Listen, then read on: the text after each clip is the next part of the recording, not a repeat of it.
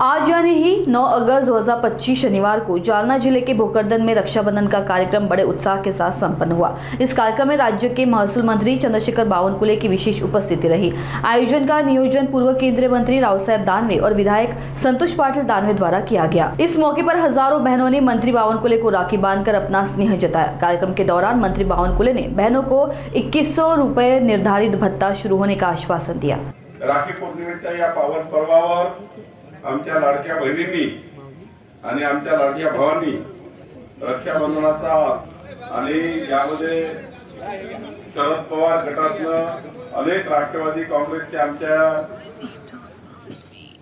अनेक महिला नेत्या साधारण डॉक्टर सौ सुनीता सावंतजी, सोनाताई कोल्हेजी, संताताई सुराटकर, लक्ष्मीताई तळेकर, शारदाताई जाधव, रंजना बोर्डे, माननीय शशिकला सुसरजी, लता चोरमाडे, नंदाताई चोरमाडे, रेखा गडवी, मंदा तळेकर, माजी तालुका अध्यक्ष सिंधुताई कैलास दिवटे आणि अनेक लोक आले आहेत। आज खरं तर मला अभिमान आहे की आमचे नेते, महाराष्ट्राचे लोकनेते माननीय रावसाहेब दानवे पाटील साहेबांच्या नेतृत्वामध्ये आणि संतोष पाटील दानवे यांच्या यशस्वी कर्तृत्ववान कार्यकर्त्यांच्या विश्वासाने आपण सर्वांनी आज भारतीय जनता पार्टीमध्ये खरं तर मला अभिमान आहे माझ्यासारख्या कार्यकर्त्याला आज जी माझ्या राजकीय जीवनामध्ये उंची मिळाली त्यामध्ये माननीय रावसाहेब दानवे साहेब पाटील साहेबांचा माझ्या जीवनामध्ये अत्यंत महत्वाच्या त्या ठिकाणी एक साथ राहिलेली आहे। रावसाहेब दानवे पाटील साहेबांची जी साथ आहे ती साथ प्रेमाची आहे, ती आपुलकीची आहे, ती जीवनामध्ये ऊर्जा देणारी आहे, निराश व्यक्तीला ऊर्जा देणारी आहे। रावसाहेब पाटील दानवे असं व्यक्तिमत्व आहे कधी कुणाला निराशेत येऊ देत नाही आणि स्वतः कधी निराश राहत नाही। जीवनामध्ये त्यांनी त्यांच्या जीवनामध्ये त्यांच्या राजकीय आयुष्यामध्ये निराशा शब्द कधी बघितला नाही आणि त्यांच्या जीवनात त्यांनी संपूर्ण समर्पण समाजाच्या शेवटच्या गरीब माणसाच्या कल्याणाकरता महाराष्ट्रात देशामध्ये केला आहे। देशाचे मंत्री म्हणून त्यांनी मोदी सरकारमध्ये आणि आपल्या सर्वांचे परिवाराचे घटक म्हणून या ठिकाणी बसलेला असा कुठला व्यक्ती नाही आहे, कुठली परिवार नाही आहे ज्यांच्या जीवनामध्ये रावसाहेब दानवे साहेबांच्या व्यक्तिगत जीवनातला महत्वाचा वाटा नाही। प्रत्येक परिवार हा व्यक्तिगत रूपाने माननीय रावसाहेबांशी कुठल्या ना कुठल्या जीवनाच्या आपल्या एका मोडवर जुळलेला आहे। एक विश्वास, एक समर्पण माननीय रावसाहेबांमध्ये आहे आणि या संतोष पाटील दानवे आपल्याला माहिती आहे की संतोष पाटील दानवे असं व्यक्तिमत्व आहे की रावसाहेबांचे संपूर्ण जे गुण आहे आणि संपूर्ण जो त्यांचा सहवास आहे आणि त्यापेक्षाही एक पाऊल पुढं संतोष दानवेजी हे महाराष्ट्रात त्या ठिकाणी आमचा एक भारतीय जनता पार्टीचा एक कोहिनूर हिरा म्हणून या ठिकाणी आमच्या महाराष्ट्राच्या भारतीय जनता पार्टीकडे एक नेतृत्व आहे।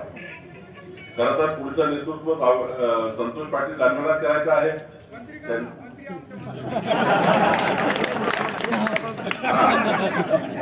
तुमचा निरोप मी देवेंद्र फडणवीसांना देतो आणि आमच्या लाडक्या बहिणी खरं तर आपल्या सरकारने ठरवलं आहे जोपर्यंत आपलं सरकार आहे आपल्या लाडक्या बहिणीची जी योजना आहे 2.5 कोटी लाडक्या बहिणींना आपण जे अनुदान देतो, रक्षाबंधनाची एक ओवाळणी देतो, ही ओवाळणी तर तेवढी मिळणारच आहे पण पुढच्या काळात आपलं सरकार हे 2100 रुपये करणार आहे। त्याकरता आपल्या लाडक्या बहिणींना त्या ठिकाणी ही भेट आहे।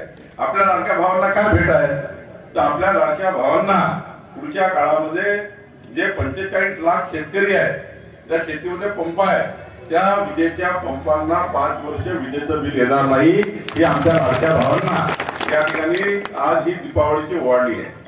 आपल्या दीपावलीची या ठिकाणी भेट आहे। आपण ठरवलं आहे आपल्या सरकारने ज्या व्यक्तीला गरीब माणसाला कर्ज माफ करण्याची खरी गरज आहे त्याचं सर्वेक्षण आपल्या सरकारने सुरू केलं आहे।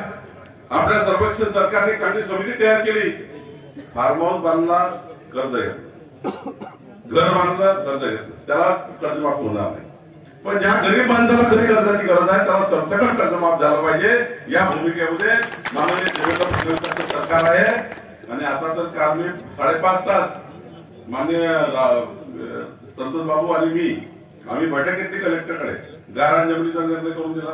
आता जेवढ्या गायरान जमिनी आहे ज्याच्यावर सरकारी जागेवर अतिक्रमण आहे, गायरान अतिक्रमण आहे, ते अतिक्रमण जागा सर्व जागा कलेक्टर ग्रामपंचायतला देऊन ग्रामपंचायत नमुना 8 मध्ये भारतीय जनता पार्टीचा ग्रामपंचायत नमुना 8 मध्ये नोंद घेईल.